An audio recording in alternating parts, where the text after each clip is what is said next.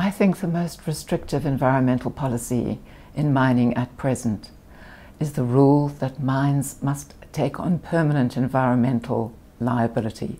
In other words, even after a closure certificate has been issued, and that certificate won't be issued unless proper rehabilitation has been done, mines must still be liable for hidden or latent impacts which may become evident only 20 or 30 years after closure. And they must make financial provision now for those impacts that may or may not actually materialize at some distant point in the future. And having to make that financial provision is a heavy obligation on many companies, especially at a time when mineral prices are low and many of them are battling to maintain profitability. I think we should go with the normal international rule, which is to hold mines responsible for concurrent rehabilitation and for all the remediation and rehabilitation of what is obvious at the time that a closure certificate is sought. But that we shouldn't go beyond that. We shouldn't expect the permanent environmental liability. And I think to try and make sure that adequate rehabilitation is done, we should perhaps take a leaf out of Western Australia, where mining companies are expected to contribute a 1% levy.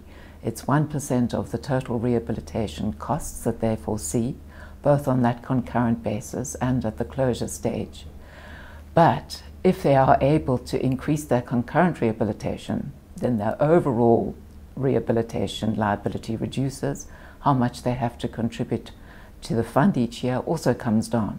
So it gives them an incentive. It acts as a carrot to encourage them to do the concurrent rehabilitation and so reduce the overall bill and so reduce the levy payments year by year.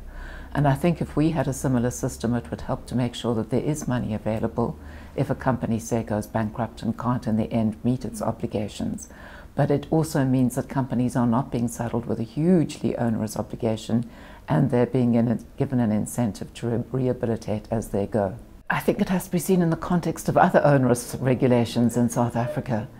We've created a very adverse policy environment. We also have quite an adverse operating environment, with electricity costs having gone up so sharply as well as labour ones. So already there's a risk that South Africa is not a very attractive mining jurisdiction. We have to change that in the perception of international investors. We need reforms if we're going to achieve that. And the sort of reform that I've talked about, I think, will help do so. Whereas if we carry on the current path, there's a real risk that our mining industry is going to shrink rather than expand.